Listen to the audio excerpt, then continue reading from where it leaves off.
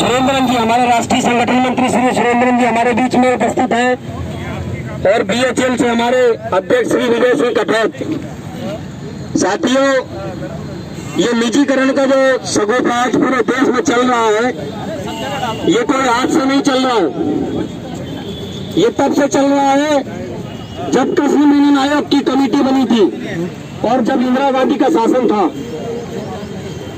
उस समय सार्वजनिक क्षेत्रों के लिए कमेटी बना करती थी, संसद की कमेटी, और उस कमेटी में ये प्रस्तुत किया गया था कि सार्वजनिक क्षेत्र का जो लेखा जोखा है वो उस कमेटी के समक्ष पेश किया जाएगा। इंदिरा गांधी के शासनकाल में जो ये पहले की 15 लोगों की कमेटी थी, ये इंदिरा गांधी के शासनकाल में 22 लोगों की हो गई और उसके बाद ये चलती हुई कमेटी ने 1986 में आते आते अपनी रिपोर्ट प्रस्तुत की और रिपोर्ट में ये कहा गया कि पीएसयू में भ्रष्टाचार भारी मात्रा में व्याप्त है।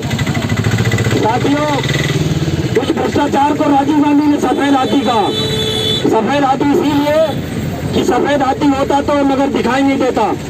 भ्रष्टाचार की जड़ वहां से चालू हुई। मारुति इंडिया लिमिटेड उसकी एक प्रकार से निजीकरण की शुरुआत के लिए सबसे पहले जिम्मेदार उस समय राजीव गांधी गवर्नमेंट के समय से ही चालू हो गया।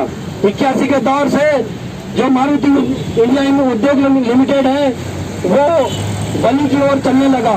1991 आते आते जब ये साबित हो गया कि सार्वजनिक क्षेत्रों में भ्रष्टाचार बहुत है, उस समय एक मनमोहन सिंह नरसिम्हा राव की सरकार में एक नीति आई, लिबरलाइजेशन, प्राइवेटलाइजेशन और ग्लोबलाइजेशन, जिसका भारतीय मजदूर संघ ने पुरजोर विरोध किया।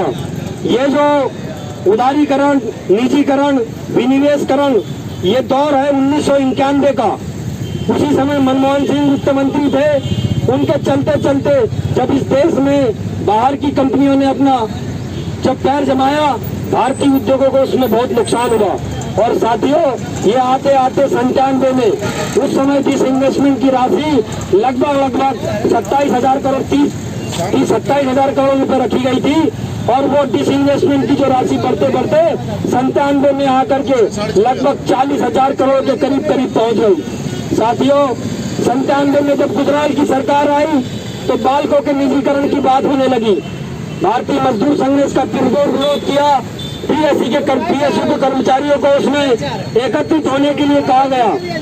बात बढ़ते गई 2002 में बालकों का निजीकरण हो गया और निजीकरण स्टरलाइट कंपनी के चेयरमैन ने उसे खरीद लिया। साथियों, जब 2002 में ये निजीकरण हुआ, उसके पहले भारतीय मजदूर संघ ने अपने तमाम जो निजी क्षेत्र के, जो सार्वजनिक क्षेत्र के कर्मचारी थे, उनसे आह्वान किया था कि एक हो जाओ। ये जो सरकार की नीति है, निजीकरण की नीति, उदारीकरण की नीति, विनिवेशकरण की नीति, उसके खिलाफ आप सबको एक हो जाओ, क्योंकि आने वाला समय जो है भयंकर है। लेकिन उस समय मजदूर अवचेतन अवस्था में था।